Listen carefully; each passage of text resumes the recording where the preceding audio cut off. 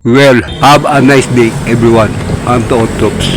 By the way, this is my advocacy to the road, especially to those who needs my help in the road. By the way mga topa, kung nakikita nyo ang ginagawa ko na talaga yan mga topa. Noon pa man, nung hindi pa ako content creator mga katopa. At baka inisip nyo mga katopa na for content yan mga katopa. Actually mga topa, nung hindi pa ako content creator mga topa, ginagawa ko na talaga ang road assistance. At tinuloy-tuloy ko lang din mga katropa, ngayong content creator na ako.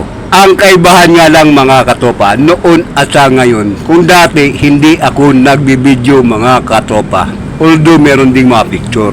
Pero ngayon mga katopa, naka-video na yan. Ang dating picture mga katopa, ngayon ay video na. Kaya wag na wag nyong isipin mga katopa na for content yan. Dahil sabi ko nga, noong hindi pa ko content creator mga katopa, walang video yun. At picture ang meron. Kaya from picture and now going to video.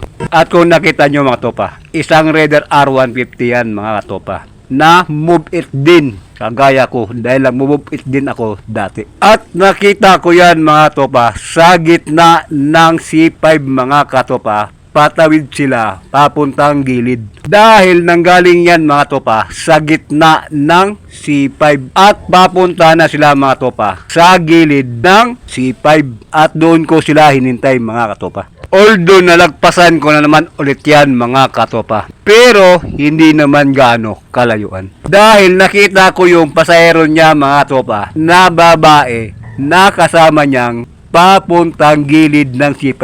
At dahil hindi kalayuan ang aking tinigilan mga topa, hinintay ko na akala ko itutulak niya pa yung kanyang motor. Pero dahil itinigil niya na doon yung kanyang motor, ako na mismo ang lumapit at naglalakad ako palapit sa kanya. At nung nandun ako sa kanya mga katopa, tinanong ko siya kung meron ba siyang gamit at kung ano ang nangyari. Although mga topa, hindi naman kalakihan ang problema ng kanyang motor dahil kumalas lang naman yung kanyang kadena mga katopa. At dahil wala siyang gamit mga katopa, kinuha ko yung mga gamit ko sa motor mga katopa. At kung nakita nyo yan mga katopa, yan yung mga gamit ko mga katopa sa motor. At bilang isa ring dating Move It Rider, Lala Move Rider, Tuk-Tuk Rider, Mr. Speedy Rider, Bolso Rider, at sa tuwing bumabiyahe ako, meron akong bit-bit na mga tools. Kaya sa pagkakataong to, masasabi ko na baguhan pa lang ang Move It Rider. Dahil hindi siya prepared kung ano ang mangyayari sa kanya sa daan. Halimbawa, kagaya niyan, nasiraan siya. Pumalas ang kanyang kadena. Napaka-basic. Dapat meron kang gamit para dyan. Kaya ang mapapayo ko sa lahat ng Move It Rider o anumang klaseng rider, healing apps man yan o delivery rider, magdala kayo palagi ng inyong personal tools dahil hindi nyo alam ang inyong biyahe sa araw-araw. Dahil nung nag-umpisa ako sa delivery rider,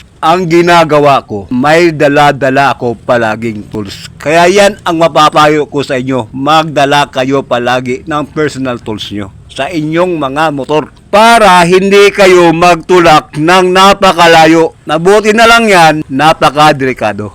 Okay lang sana kung kayo lang mag-isa. Ang problema, meron kayong pasahirong bit at saka kasama. Dahil bilang rider din na kagaya nyo, kagaya nyan, Move It, alam natin lahat na ang buhay natin ay napaka-risky. At kung hindi kayo naniwala na isa rin akong Move It Rider, tanungin nyo si Pro Rider. At si Pro Rider mismo ang magpapalinaw sa inyo na isa rin akong Move It Rider. At kung nagtaka kayo kung bakit hindi na ako Move It Rider ngayon, actually 2 beses ako pinatawag sa safety ng Grab. Dahil hindi lang 1, 2, 3, 4, 5 ang nagreklamo sa akin sa aking pagpapatakbo ng aking motor na akala mo hindi na sumasayad sa lupa.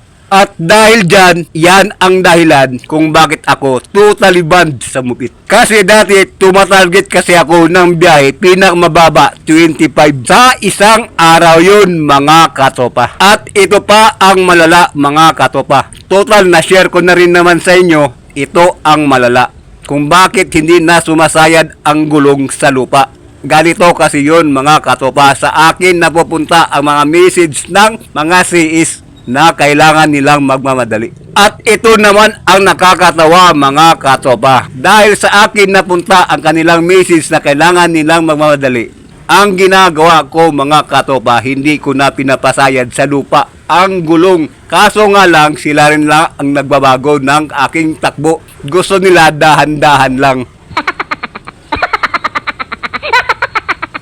At alam nyo ba mga katopa, kung anong motor ang aking dala-dala noong nag-move it pa ako mga katopa? Ang motor na dala-dala ko mga katopa ay Rossi Passion 125. Yan ang baon ko mga katopa nung nag-move it pa ako. Ang Rossi Passion Easy 125. Yan ang bit ko mga katopa nung nag-delivery rider pa ako at move it rider. At kung napansin nyo mga topa, binalik na namin yung aming tinanggal mga katopa. At dahil nabalik na yan mga topa at nailagay na rin namin sa sprocket ang kadena, mag-a-adjust na ngayon kami sa rear sprocket. Dahil Suzuki Raider Carb Type 150 yan mga topa. Kaya kung nakita nyo mga topa, isa dyan ang kukontra at ako ngayon ang magbubukas mga katopa sa kabilang side. Dahil ang sabi niya mga topa, nabilog niya yung kanyang nut. Samantalang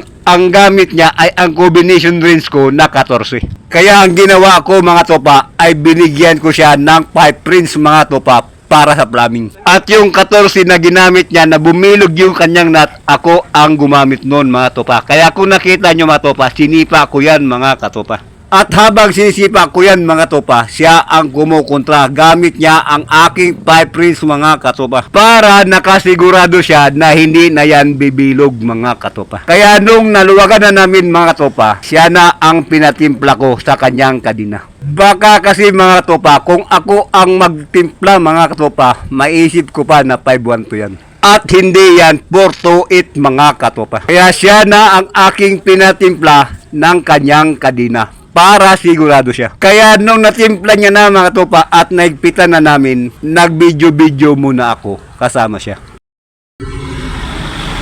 Ang dalawa, nagawa na namin tumutan niya. Balik kamukitin natin. Isa rin kamukit natin to. So, yun na. So, yun na mga topa. Maraming salamat sa inyong panonood sa aking munting video mga topa. At ingat kaya palagi. God bless. At please follow my Facebook account. Maraming salamat.